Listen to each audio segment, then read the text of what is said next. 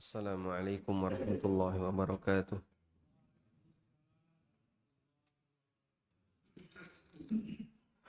Alhamdulillahi rabbil alamin. Wassalatu wassalamu ala ashrafil mursalin. Nabiyyina wa maulana Muhammadin wa ala alihi wa sahbihi ajma'in. Wa ashhadu an la ilaha illallah wahdahu la syarikalah. Wa ashhadu anna Muhammadan abduhu wa rasuluh. Sallallahu alaihi wa ala alihi wa sahbihi wa man tabi'ahum bi ihsanin ila yaumiddin. Alhamdulillah, puji syukur kita haturkan kehadirat Allah Subhanahu wa taala di kesempatan subuh kali ini di Masjid Kalimasada, Lojajar ya, Pak. Kalau di sini kecamatannya apa, Pak? Ngaglik. Masuk Kapanewon Ngaglik, Kabupaten Sleman, Yogyakarta. Ini baru pertama kali saya datang ke sini atas undangan dari Pak Aan. Dan katanya di sini ada banyak kajian. Alhamdulillah, beberapa masjid dia berkomitmen dengan pendidikan, sehingga memberikan layanan bagi para jamaahnya dengan adanya berbagai macam kajian, baik kajian subuh maupun kajian di waktu-waktu yang lain. Dan kita belajar tidak harus dalam bentuk tablik akbar yang jumlah pesertanya banyak dan ramai.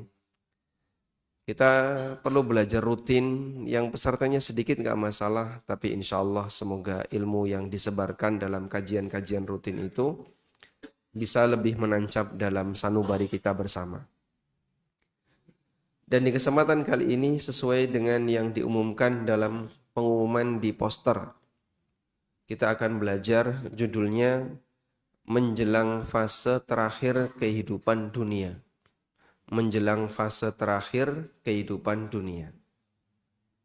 Ini materi yang cukup berat karena kita tahu bahwa hidup di dunia ini akan berakhir, dan keyakinan ini tidak hanya dimiliki oleh kaum muslimin saja, termasuk orang kafir, Nasrani maupun Yahudi, yang mereka mengakui adanya akhirat. Mereka yakin bahwa hidup ini akan berakhir. Selanjutnya, Bapak Ibu yang dimuliakan Allah, di sana ada realita dan di sana ada bagaimana cara menyikapi realita. Bagian akhir dari fase kehidupan dunia itu ada yang berkaitan dengan pribadi dan ada yang berkaitan dengan kehidupan secara umum. Kalau yang berkaitan dengan pribadi, fase akhir dari kehidupan kita di dunia adalah apa, Pak? Kematian. Sehingga kita semuanya pasti akan mati, dan ketika kita mati berarti kita telah mengakhiri kehidupan kita di dunia. Walaupun perjalanan hidup di dunia masih berlalu, belum berakhir. Tapi kita sebagai salah satu bagian dari kehidupan di dunia ini sudah tidak ada lagi. Kita sudah mati. Oleh karena itu di sini ada fase yang berkaitan dengan pribadi kita. Dan ada fase dari akhir kehidupan dunia yang berkaitan dengan kehidupan secara umum. Ketika Allah Subhanahu wa taala menghancurkan seluruh yang ada di muka bumi ini, yang Allah gambarkan dalam Al-Quran dengan aneka kejadian yang luar biasa. Allah sebutkan di surat Al-Insyiqaq, "Idzas samaa'un syaqqat wa adzinat li rabbiha wa huqqat wa idzal ardu muddat." Allah juga gambarkan di surat Al-Infitar, "Idzas samaa'un fatarat." Allah juga gambarkan di surat At-Takwir, "Idzas syamsu kuwirat." Dan aneka gambaran yang Allah sediakan kepada hambanya, cerita yang Allah sebutkan besok akan terjadi seperti itu. Langit terbelah, gunung-gunung hancur, bumi dibentangkan oleh Allah Ta'ala, dan seterusnya. Allah juga sebutkan di surat Az-Zalzalah, "Idza zulzilatil ardu zilzalah." Dan aneka kejadian-kejadian yang nanti akan muncul di akhir zaman. Tayyib. Oleh karena itu di kesempatan kali ini nanti kita akan bahas satu demi satu. Saya akan bahas terlebih dahulu akhir dari kehidupan untuk pribadi kita masing-masing, dan itu adalah kematian. Kemudian nanti jika masih ada waktu kita akan singgung tentang akhir dari kehidupan dunia. Bapak Ibu yang dimuliakan Allah Subhanahu wa taala, siapapun manusia dia meyakini kalau dia mati. Dia pasti akan mati. Orang ateis itu yakin nggak kalau dia mati? Yakin. Karena kematian itu bisa disaksikan oleh mereka yang hidup. Dia melihat tetangganya mati, dia melihat temannya mati, dia melihat orang lain mati. Bahkan kejadian-kejadian yang misalnya berbau senjata ketika perang dimasukkan dalam berita, dia lihat betul-betul manusia mati. Sehingga tidak ada orang sehebat apapun penyimpangannya yang dia tidak yakin kalau dia nggak mati. Yang dia nggak yakin kalau dia akan mati. Siapapun pasti meyakini dia mati. Dan dalam Islam kita diajarkan tidak hanya sebatas meyakini mati. Karena semua orang meyakini pasti dia akan mati. Tapi kita diajarkan untuk memikirkan kehidupan pasca kematian. Mati ono apa, setelah kita mati akan ada apa yang akan kita jalani dan seterusnya. Karena itulah jamaah di belakang Allah, sebatas meyakini kematian ini dimiliki oleh setiap hamba yang dia melihat semua kejadian kematian itu. Tapi bagi seorang muslim kita punya tambahan tugas. Bagaimana caranya agar kita bisa hidup nyaman pasca kematian. Kematian pasti akan datang walaupun seorang hamba bersembunyi di dalam gua yang sangat dalam. Allah Subhanahu wa taala menyebutkan ainama takunu yudrikumul mautu walau kuntum fi burujin musyayyada. Dimanapun kalian berada, yudrikumul maut. Pasti kematian itu akan mendatangi kalian. Walau kuntum fi burujin, meskipun kalian berada di dalam bangunan yang buruj. Buruj itu tower, bangunan yang tinggi. Musyayyadah yang sangat kuat. Karena siapapun, kullu nafsin dha'iqatul maut, semua yang bernyawa pasti akan pernah merasakan kematian. Nah, menjelang kematian itu ada apa jamaah? Menjelang kematian seorang hamba diperintahkan untuk beramal. Dan amal yang diperhitungkan sebagai penentu adalah amal yang berada di bagian ujung dari kehidupan masing-masing manusia. Karena itu Allah tegaskan dalam Al-Quran, atau Nabi SAW tegaskan dalam hadisnya, innamal a'malu bil khawatim. Sesungguhnya amal itu ditentukan oleh al-khawatim, oleh ujungnya. Kalau ujungnya baik, maka seluruh fase kehidupan dia dianggap baik, dan sebaliknya ketika ujungnya buruk, maka fase-fase kehidupan dia disebut atau dinilai sebagai fase kehidupan yang buruk. Sehingga penentunya adalah di bagian ujung. Kita semuanya pasti punya masa silam. Saya punya masa silam, Bapak Ibu punya masa silam, manusia yang lain juga punya masa silam. Namun kita tidak diajarkan untuk tenggelam dengan masa silam, tapi kita diajarkan untuk menatap ke depan.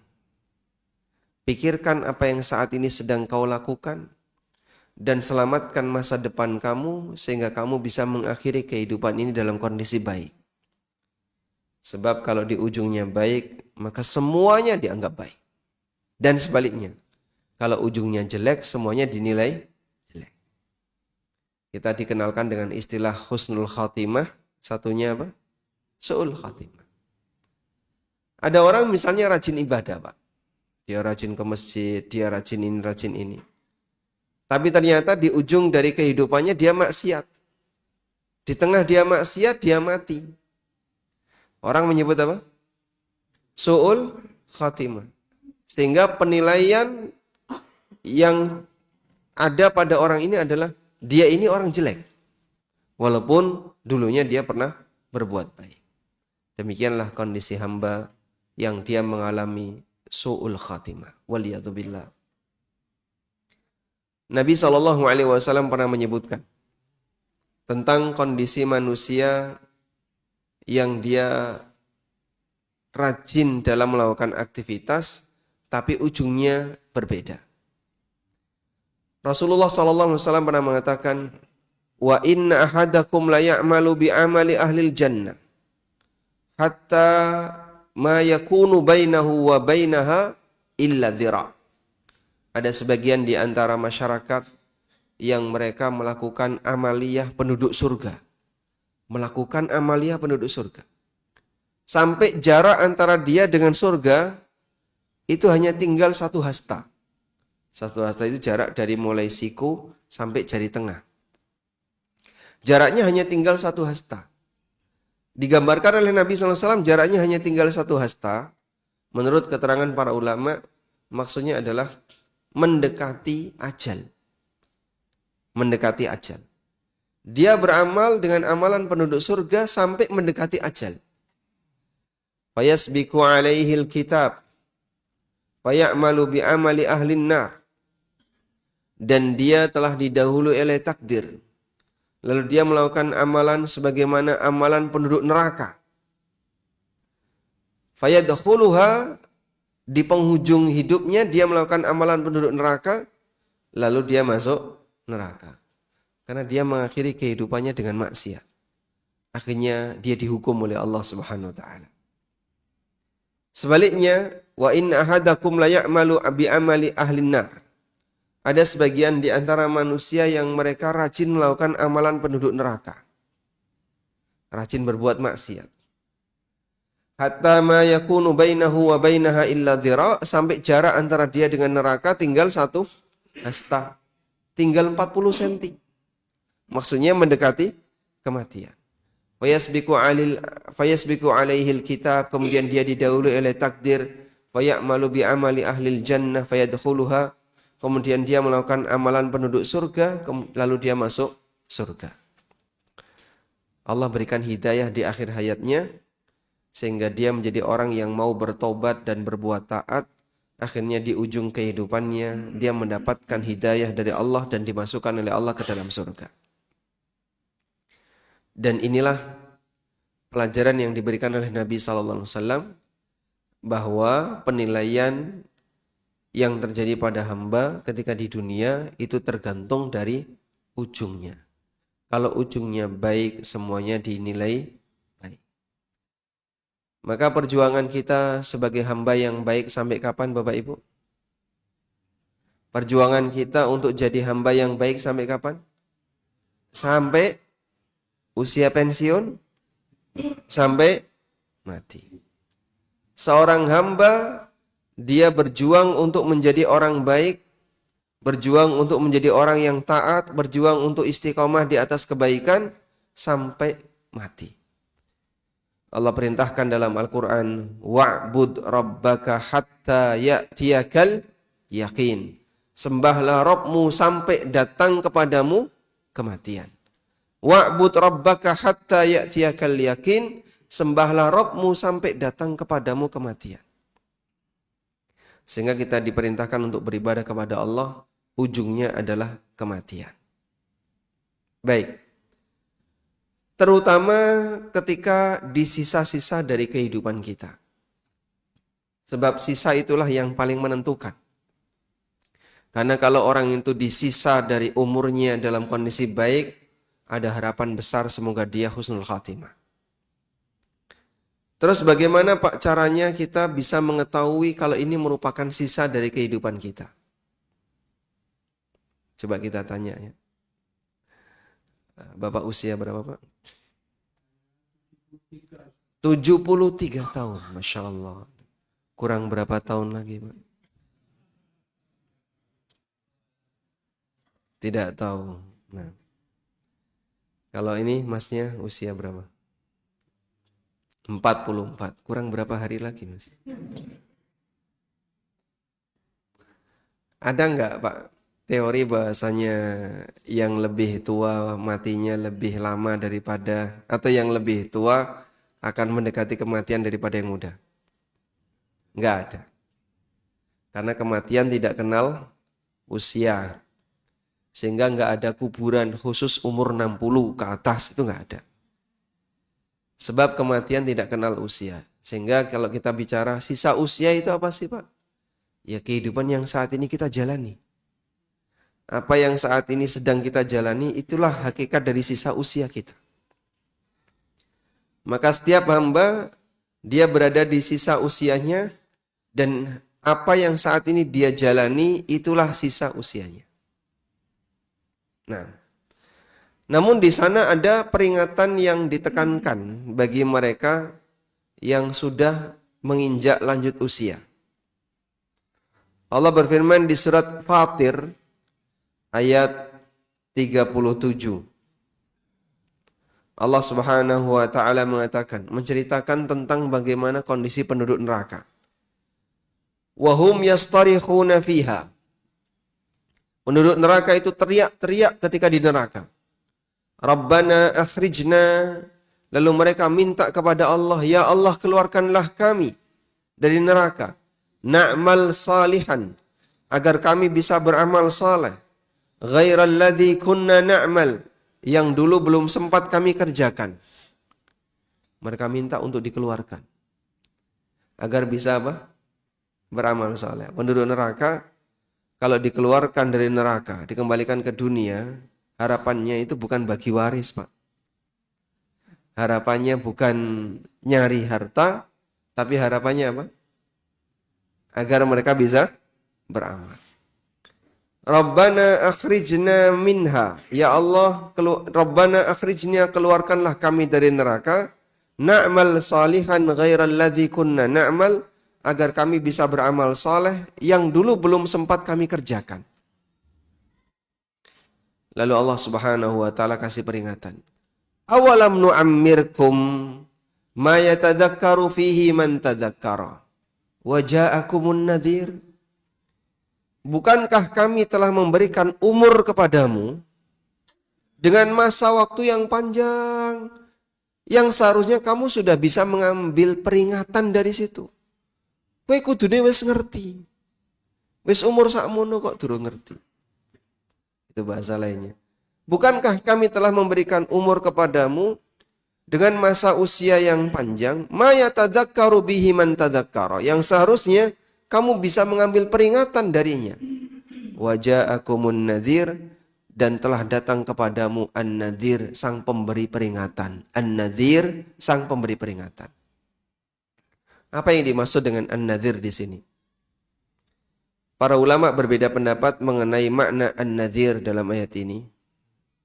Dan di antara pendapat yang ma'ruf, yang masyhur di kalangan ahli tafsir, yang dimaksud telah datang kepadamu peringatan, maknanya adalah uban.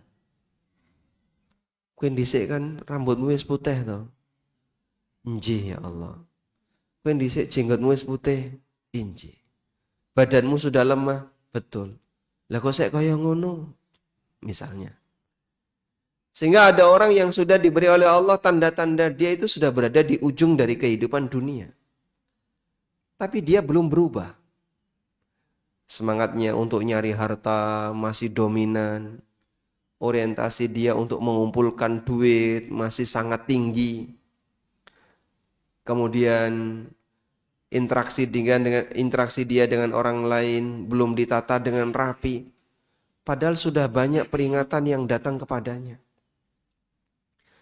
Kalau turu wis pegel linu, nek melaku lara kabeh, gelungguh ora jenak, maka nek pengajian golek senderan.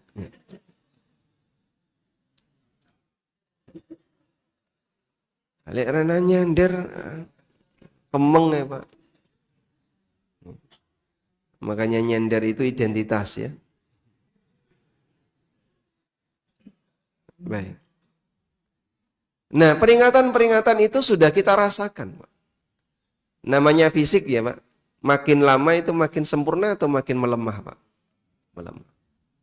Karena Allah tegaskan dalam Al-Quran, Allah ciptakan manusia min da'fin, thumma ja'ala min ba'di da'fin quwwah, thumma ja'ala min ba'di quwwatin da'fan wa syaiba. Allah ciptakan manusia dalam kondisi lemah, kemudian Allah jadikan dia lebih kuat, semakin kuat, kemudian setelah kuat Allah jadikan dia melemah lagi dan beruban. Yakhluqu ma yasha, Allah ciptakan sesuai dengan apa yang dia kehendaki. Dan itulah lutfullah, bagaimana cara Allah menyikapi hamba dengan lembut. Sehingga peringatan itu tidak diberikan dengan keras, tapi peringatan itu diberikan dengan bertahap. Badan mulai beruban, rambut mulai beruban, badan mulai melemah. Yang seharusnya orang sudah mulai sadar, sebentar lagi kita mau pulang untuk selamanya dan tidak akan kembali. Nah, kalau sudah mau pulang untuk selamanya, mengakhiri dari kehidupan dunia, terus persiapannya apa, Pak? Persiapannya sebagaimana ketika orang mau pulang. Dia membawa bekal. Persiapannya dia membersihkan dirinya dari kotoran. Persiapannya dia semakin dekat dengan yang punya akhirat, agar nanti disayang oleh zat yang memiliki akhirat. Itulah persiapan yang harus dilakukan. Terutama jamaah, coba Anda lihat bagaimana cara Islam mengajarkan kaum muslimin sebelum menghadap Allah. Bapak kalau mau sholat, ibu kalau mau sholat, ngapain yang harus dilakukan? Bersuci. Yang ada najisnya, dihilangkan dulu najisnya, dibersihkan najisnya. Yang dalam kondisi hadas, dibersihkan hadasnya dengan cara mandi atau wudu atau tayamum. Barulah kita menghadap Allah dalam kondisi suci dari najis dan suci dari hadas. Kita sholat. Bagi mereka yang mau beribadah di titik kiblat, persiapannya lebih panjang. Ngambil mikot dulu, lalu dia memakai kain ihram, meninggalkan semua larangan-larangan ihram. Kemudian dia beribadah di titik kiblat untuk menghadap Allah Subhanahu wa taala. Persiapannya lebih panjang. Demikianlah kita diajarkan. Maka seorang hamba sebelum menghadap Allah berpulang kepada Allah taala untuk selama-lamanya, dia harus mensucikan dirinya dari apa? Noda-noda dosa. Bersihkan diri kita dari noda-noda dosa. Karena kita mau menghadap Allah Subhanahu wa taala untuk selamanya, sebagaimana ketika kita mau menghadap Allah ketika mau salat, ketika menghadap Allah dalam ibadah yang kita lakukan di titik kiblat, maka kita ketika mau menghadap Allah untuk berpulang selamanya, bersihkan diri kita dari aneka dosa dan maksiat. Caranya pripun, Pak? Cara yang pertama, rajin berbuat ketaatan dan banyak beristighfar. Allah perintahkan kepada Nabi-Nya SAW sebelum mengakhiri hayat beliau untuk banyak bertasbih dan beristighfar. Sebagaimana yang Allah sebutkan di surat Idza jaa nasrullahi wal fath. Idza jaa nasrullahi wal fath wa ra'aitan nasa yadkhuluna fi dinillahi afwaja. Apabila telah datang Fathu Mekah dan kemenangan, dan kau lihat banyak orang berbondong-bondong masuk Islam. Perintah Allah apa? Fasabbih bihamdi rabbika wastaghfir. Sucikanlah Rabbmu dan banyak memujinya. Wastaghfir, dan perbanyaklah istighfar kepadanya. Kata Aisyah radhiyallahu anha, kana Nabi sallallahu alaihi wasallam idza raka'a wa sajada qala subhanakallahumma rabbana wa bihamdika allahumma ighfirli. Subhanakallahumma rabbana wa bihamdika allahumma ighfirli. Beliau sering membaca kalimat ini. Nabi sallallahu alaihi wasallam ketika rukuk dan sujud di akhir hayat beliau itu sering membaca kalimat ini. Subhanakallahumma rabbana wa bihamdika allahumma ighfirli. Yu'awwilul Qur'an, beliau mentakwil Al-Quran. Maksudnya adalah mengamalkan isi dari perintah Al-Quran. Ini seorang nabi yang itu diajarkan oleh Allah Ta'ala ketika mau mengakhiri dari kehidupan beliau, karena surat An-Nasr, idza jaa nasrullah, itu turun ketika kapan? Turun ketika Haji Wada. Atau turun sebagai surat terakhir itu yang turun kepada Nabi sallallahu alaihi wasallam. Ada ayat terakhir turun dan ada surat terakhir turun. Turun kepada Nabi sallallahu alaihi wasallam di bagian akhir. Sehingga beliau diajarkan untuk mengakhiri dari kehidupanmu, perbanyaklah memuji Allah dan beristighfar kepada Allah, karena sebentar lagi beliau akan kembali kepada Allah untuk selamanya. Umatnya juga diajarkan demikian. Kita mau pulang Bapak Ibu, maka sebelum pulang bersihkan dulu jiwa dan raga kita dengan cara memperbanyak istighfar kepada Allah. Mohon ampun kepadanya. Baik. Selanjutnya, upaya yang bisa kita lakukan ketika di penghujung kehidupan adalah memperbaiki diri di bagian akhir dari kehidupan. Memperbaiki itu bisa maknanya adalah apa yang belum benar, tolong segera diluruskan. Apapun bentuknya. Misalnya, saya kok merasa Pak, sholat saya kayaknya belum benar. Kerasa kaya ngono, alhamdulillah, itu awal dari datangnya hidayah. Merasa belum apa? Belum sempurna. Karena kita ini penuh dengan kekurangan. Kita ini penuh dengan kesalahan.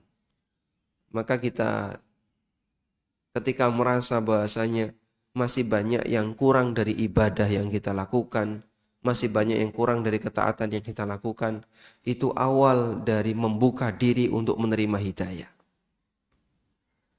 Tapi wong nek wis krasa paling bener, susah untuk diubah.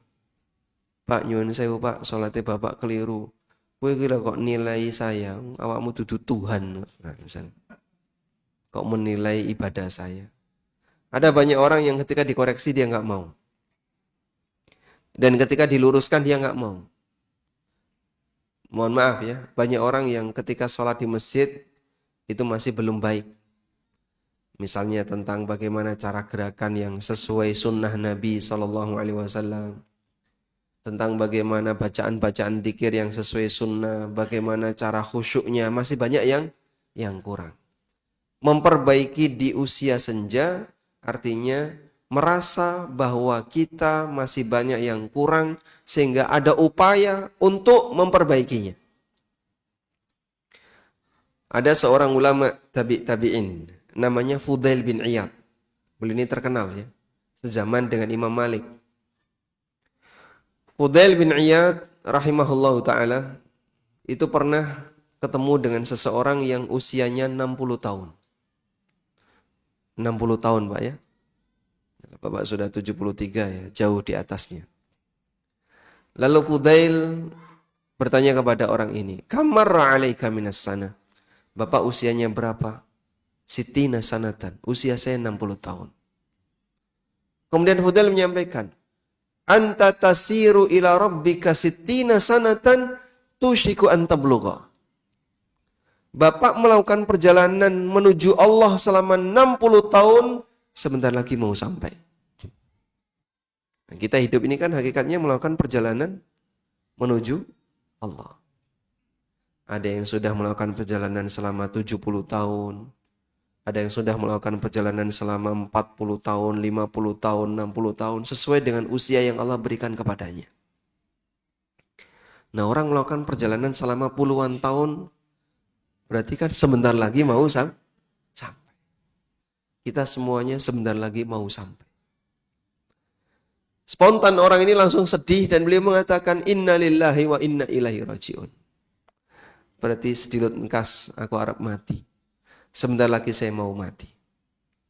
Famal khilah, lalu apa yang harus aku lakukan?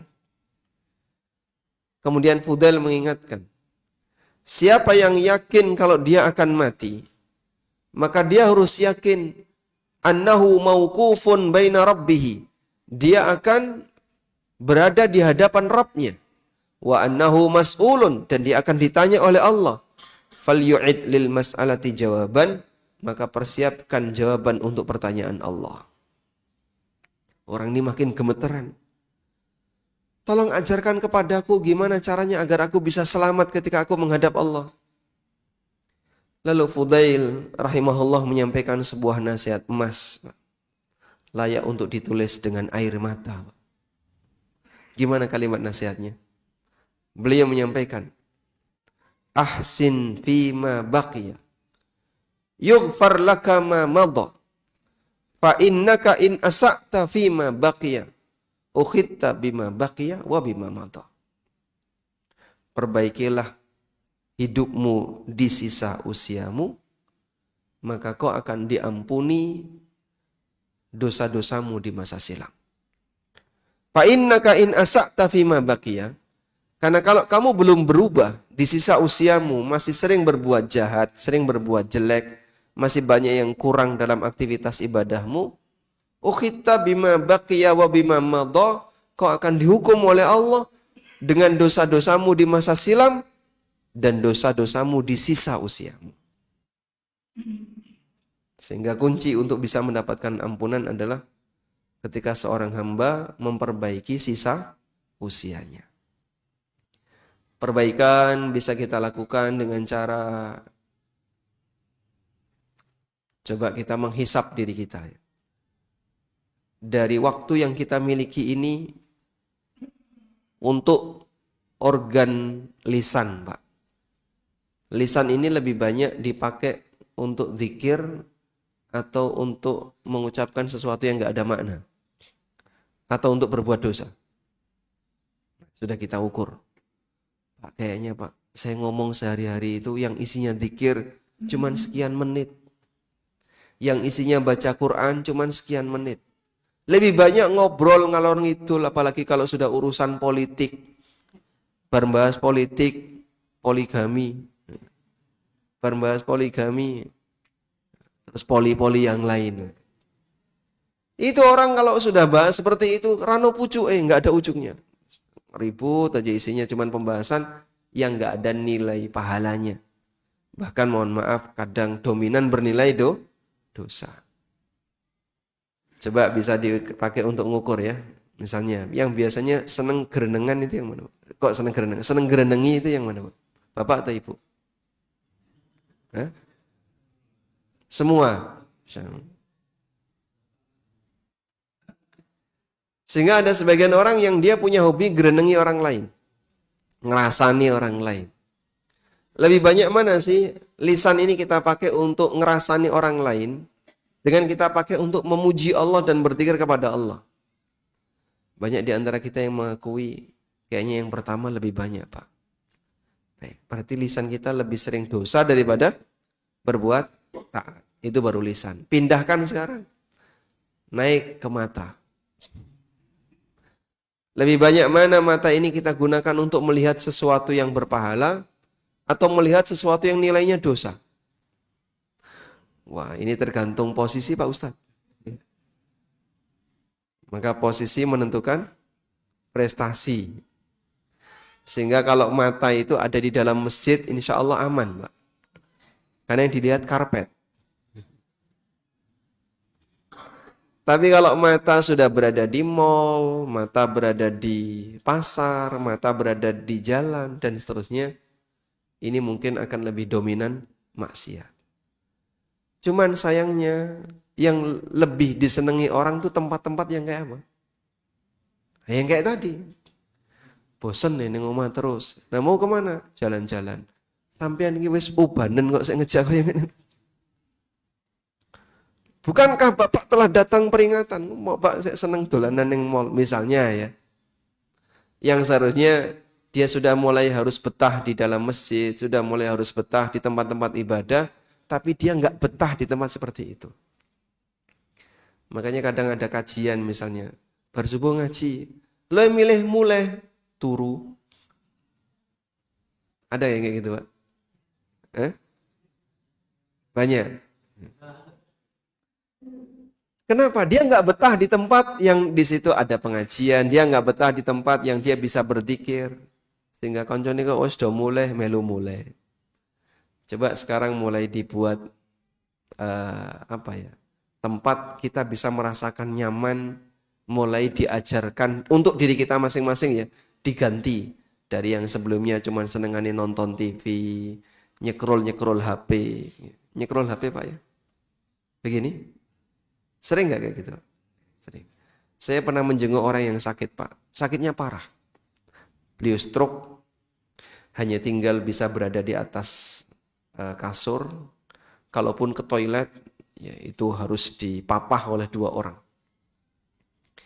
Kemudian saya menjenguk beliau dan karena beliau sempat sangat sedih karena kehilangan teman-temannya yang biasanya ngumpul bareng teman-temannya sekarang hanya bisa tinggal di rumah. Lalu saya sempat menyarankan, insya Allah ada hiburan yang Bapak bisa lakukan. Apa itu? Kajian. HP Bapak dipenuhi dengan kajian. Rasakan lezatnya mendengarkan tausiah, lezatnya mendengarkan Al-Quran dan seterusnya. Lah piye carane? Boleh saya minta saya pegang HP-nya? Silakan. Tak setting HP-nya ya. Tak downloadkan kajian-kajian atau apa. Dah, begitu saya buka YouTube, Pak. Masya Allah. Ternyata di situ kan ada apa istilahnya? Historinya. Loh, Masya Allah, historinya kok kayak gini. Ya langsung dihapusin nih, tak hapus. Wah, ini bahaya ini. Dalam posisi beliau sudah sepuh ya, usianya 70-an, dalam kondisi stroke. Nah itu kan kudune wis sadar ya. Ya nanti kan barangkali bisa sembuh, bisa main bal-balan lagi. 70 stroke kok seangan-angan bal-balan gitu loh. Mungkin bisa pit-pitan, Pak. 70 stroke, berharap sembuh bisa pit-pitan. Ya mungkin bisa ya. Peluangnya ada nggak? Ada, tapi kecil. Seharusnya kan sudah di usia lanjut, sudah banyak fisik yang lemah dalam kondisi sakit seperti itu, sudah mulai mikir persiapan untuk pulang. Tapi kadang obsesi manusia untuk saya pengen sehat. Nanti kalau sehat saya mau sepedaan, saya mau kesini. Dia sudah nggak sadar dengan usianya. Wajah aku munadzir padahal sudah datang peringatan baginya. Nah, seperti ini perlu dilatih. Kalau orang tidak pernah latihan memindahkan kenikmatan dari kenikmatan fisik ke kenikmatan batin, sulit bagi dia untuk merasakan kenikmatan batin. Karena kan kenikmatan itu ada 2 ya. Kenikmatan fisik waktunya lebih pendek. Loro untu siji, walaupun makanan itu nikmat di depan Anda, mau makan enggak? Enggak. Itu baru dicabut oleh Allah sebagian nikmatnya. Gigi 1 sakit, di depan ada sate, tongseng, duren, radoyan kabeh. Baru 1 gigi yang sakit. Apalagi kalau sudah lanjut usia. Wes ra iso ngunyah. Ya mangan daging dimut. Daging kok dimut toh, Pak? Lah wes ra iso ngunyah. Tapi harapan dia untuk bisa menikmati itu pengen seperti anak-anak muda.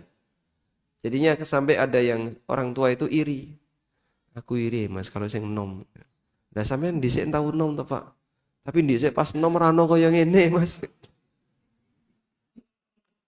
Isane tuku saiki nek wis tuwa. Masya Allah. Baik, sudah mulai saatnya kenikmatan itu dipindah. Dari kenikmatan fisik ke kenikmatan batin. Cara mindahnya gimana? Bapak coba berlatih untuk merasakan kenikmatan yang suasananya ada di batin. Zikrullah itu nikmat nggak, Pak? Bagi mereka yang bisa merasakan nikmat batin zikrullah. Salat itu nikmat nggak? Kok berat kalian jawab? Salat itu nikmat nggak? Sangat nikmat. Bagi mereka yang bisa merasakan. Bagi yang belum bisa merasakan, salat rodok suwe saiki ya protes. Sehingga salat tarawih kok imamnya rodok suwe gitu. Berapa? Salam disian. Dia lebih milih golek masjid yang cepat kono wae. Karena dia tidak bisa merasakan nikmatnya salat. Dia tidak bisa merasakan nikmatnya ngaji, dia tidak bisa merasakan nikmatnya baca Quran, dia tidak bisa merasakan nikmatnya ilmu. Maka dalam kondisi semacam ini ketika dia tidak bisa merasakan nikmatnya itu semuanya, dalam pikiran dia nikmat itu hanya fisik saja. Padahal itu ada waktunya. Dalam kondisi tertentu kenikmatan fisik sudah tidak mampu dipaksakan. Tapi kenikmatan batin sebenarnya nggak putus. Bagi mereka yang sudah terlatih untuk melakukannya. Maka dalam kondisi ketika sudah nggak bisa makan enak, nggak bisa tidur nyenyak, sudah nggak bisa jalan-jalan, tapi dia bisa merasakan kenikmatan ketika mendengarkan kajian. Sehingga di rumah walaupun dia berada di atas kasur nyetel kajian, rasanya adem, nyaman. Itulah kenikmatan batin. Nah, seperti ini butuh dilatih. Perbaiki kondisi kita dengan cara melatih bagaimana nikmat fisik bisa diarahkan ke nikmat batin. Karena nikmat batin ini nggak ada ujungnya. Ujungnya kematian. Orang sakit bisa merasakan kenikmatan batin. Baik. Kemudian bagian akhir ya, dari kehidupan manusia adalah kematian. Dan kematian itu sekali. Kematian itu sekali. Tidak mungkin ada kematian 2 kali. Tapi ceritanya Pak, katanya ada orang yang mati berkali-kali. Oh, itu mustahil. Kalau mati suri itu bukan mati. Itu pingsan gitu ya. Bukan mati. Tapi dia bisa bercerita ketika bangun, ketika dia sadar bisa bercerita. Sebagaimana orang mimpi. Orang mimpi melihat hal-hal aneh mungkin nggak? Mungkin. Tapi yang lebih penting adalah dia gimana caranya agar kematian yang sekali itu dalam kondisi terbaik. Ada beberapa keadaan yang disebutkan oleh Nabi SAW, ciri mati yang terbaik. Misalnya mengucapkan la ilaha illallah. Beliau bersabda, "Man kana akhiru kalamihi la ilaha illallah dakhalal jannah." Siapa yang kalimat terakhirnya adalah la ilaha illallah, dia masuk surga. Contoh yang lain, mati ketika sedang berbuat ketaatan. Mati ketika sedang sholat, mati ketika sedang sujud, dan seterusnya. Tapi ini semuanya tidak bisa dikondisikan. Aku pengen mati dalam kondisi sujud, caranya gimana Pas ya? Apa tak sujud terus sampai mati? Karena habis nafasnya. Misalnya sujud sambil tahan nafas. Ya tidak demikian, nanti jadi bunuh diri kalau gitu. Karena kematian itu kondisinya seperti apa mengikuti kebiasaannya. Berarti ada muqaddimahnya. Ada pernyataan yang disampaikan oleh Al-Hafidz Ibnu Katsir. Man 'asha 'ala syai'in mata 'alai. Barang siapa yang punya kebiasaan ketika hidup dengan kebiasaan tertentu, maka dia akan mati sesuai dengan kebiasaan itu. Sehingga mereka yang punya kebiasaan mondar-mandir ke masjid, sering melakukan sholat, semoga nanti dia bisa mengakhiri hidupnya sesuai dengan kebiasaan itu. Baik. Dan jangan lupa untuk minta kepada Allah. Minta apa? Amal yang terbaik di bagian ujung. Ada satu doa yang mungkin Bapak Ibu bisa rutinkan. Allahumma ja'al khaira a'mali fi khawatimiha. Allahumma ja'al khaira a'mali fi khawatimiha. Ya Allah, jadikanlah amal terbaikku ada di penghujungnya. Itu sama dengan kita minta husnul khatimah. Kita minta agar dianugerahkan oleh Allah Ta'ala amal yang terbaik di penghujung kehidupan kita. Wallahu ta'ala alam. Baik, demikian yang bisa kita sampaikan. Semoga yang sedikit ini menjadi kajian yang bermanfaat. Wassallallahu ala nabiyyina Muhammadin wa ala alihi wa sahbihi wasallam. Biasanya gimana? Hah? Sarapan? Jamaah diberi. Oh baik, barangkali Bapak Ibu ada yang mau disampaikan, kami persilahkan.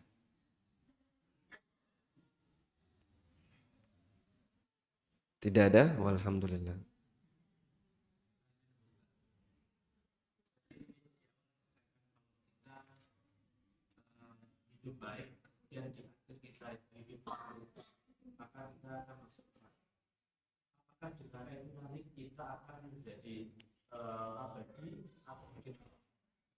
Nah, dalam hadis Nabi SAW ada orang yang dulunya beramal baik, lalu di penghujung kehidupannya dia melakukan amal jelek, kemudian dia masuk neraka. Masuk neraka di sini abadi atau bagaimana? Tergantung kondisi amal buruk yang dia lakukan di penghujungnya. Kalau amal buruk yang dia lakukan di penghujungnya itu amalan yang bisa menghilangkan iman, amalan kekufuran. Contohnya apa Pak? Murtad. Ini mohon maaf, orang murtad itu jadi tren sekarang. Terus diberitakan alasan kenapa artis ini pindah agama, alasan kenapa tokoh ini pindah agama, kenapa ini pindah agama. Islam tidak rugi ketika dia keluar dari Islam. Sehingga misalnya ada pejabat, orang yang sangat kaya misalnya, lalu dia murtad, apakah agama Islam rugi? Tidak. Allah tetap maha kuasa, walaupun hambanya tidak mau taat kepadanya. Dan kadang ada kesan seperti itu. Untuk membuat sedih kaum muslimin, orang-orang yang murtad itu di blow up di berita. Terutama mohon maaf ya, para wartawan-wartawan yang ateis, banyak wartawan yang ateis. Wartawan ateis, wartawan anti agama, wartawan anti Islam. Terutama Islam yang jadi sasaran. Karena hanya kaum muslimin yang komitmen agamanya itu masih terjaga. Maka mereka kalau ada berita tentang murtadnya A, murtadnya B, itu diangkat di permukaan. Gimana caranya biar banyak kaum muslimin yang sedih. Dan terutama biar nanti diikuti. Sehingga dia menyebarkan keburukan untuk ngajak orang bareng-bareng melakukan keburukan. Kalau sampai murtad, ya nanti abadi di neraka. Kemarin saya dapat berita ini Pak. Kejadiannya ada di Malang. Ada seorang khatib yang meninggal dunia. Lalu takmir dapat info bahwa si A yang biasanya khutbah di masjid itu, punya jadwal rutin khutbah, meninggal dunia. Akhirnya takmir layat ke rumahnya. Begitu sampai di rumahnya, apa yang terjadi? Ternyata dia ditangani dengan cara Hindu. Apa namanya? Ngaben ya. Ngaben. Jadi jenazahnya itu dingrukti, ditangani dengan cara Hindu. Loh, kok ditangani Hindu kenapa? Beliau ini beragama Hindu. Sejak kapan? Sudah lama dia itu pindah ke agama Hindu. Sehingga selama ini itu mungkin jadwal sudah bertahun-tahun ya. Dia khutbah dalam kondisi beragama Hindu dan dia nggak pernah lapor kalau dia sudah murtad. Sementara masyarakatnya nggak ada yang tahu. Nah itu terus gimana? Dulunya muslim, kemudian dia mungkin pinter bicara, pinter ceramah, punya jadwal khutbah. Terus dia murtad, berubah jadi Hindu. Tapi jadwal khutbah belum hilang terus. Ya kan ini sumber pendapatan dia mungkin ya.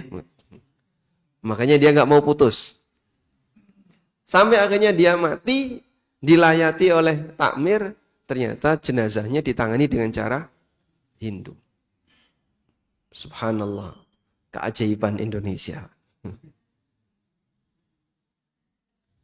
Sehingga yang seperti ini mungkin saja terjadi. Nah, kalau kayak gini caranya, maka dia abadi di neraka. Ada seorang ulama, Pak.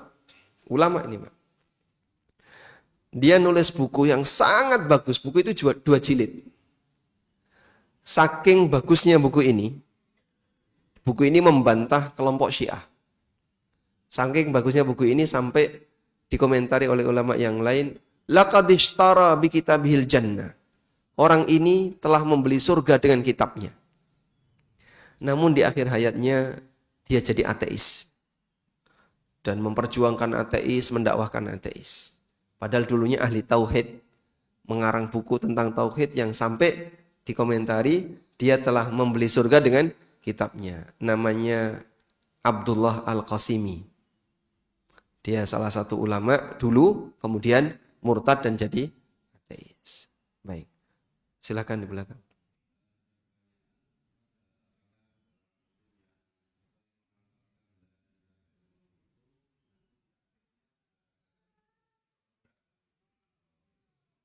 Baik. Ada pertanyaan, apakah seorang muslim yang sering melafalkan la ilaha illallah dia nanti akan mendapatkan husnul khatimah dan dipermudah untuk mengucapkan la ilaha illallah? Ya ada harapan, tapi tidak bisa dipastikan. Karena kita tidak tahu akhir dari seluruh kehidupan kita masing-masing. Saya tidak tahu gimana nanti ujung kehidupan saya. Bapak Ibu juga tidak tahu bagaimana ujung kehidupannya.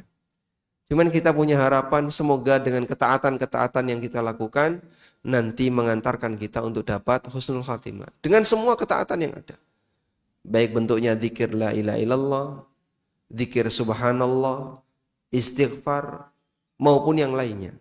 Karena ketaatan yang rutin dilakukan, insya Allah semoga membekas bagi pelakunya. Namun itu pun perlu diperhatikan tentang kualitas keikhlasan. Karena terkadang ada orang yang penampilan dohirnya seperti orang taat, namun dia pamrih. Nah, ketika dia pamrih, Allah tunjukkan di bagian akhir hayatnya. Sehingga di akhir hayatnya gimana? Ketika dia pamrih di akhir hayatnya, Allah tidak kasih hidayah. Apa yang menjadi kebiasaan baik dia di masa silam, dia hilangkan semuanya, dia tinggalkan semuanya. Sebaliknya dia justru melakukan amal buruk di akhir hayatnya. Baik. Cuman begini ya. Ini satu prinsip. Kita itu akan dihisap dengan amal kita masing-masing. Bukan dengan amal orang lain. Kita tidak menanggung dosa orang lain.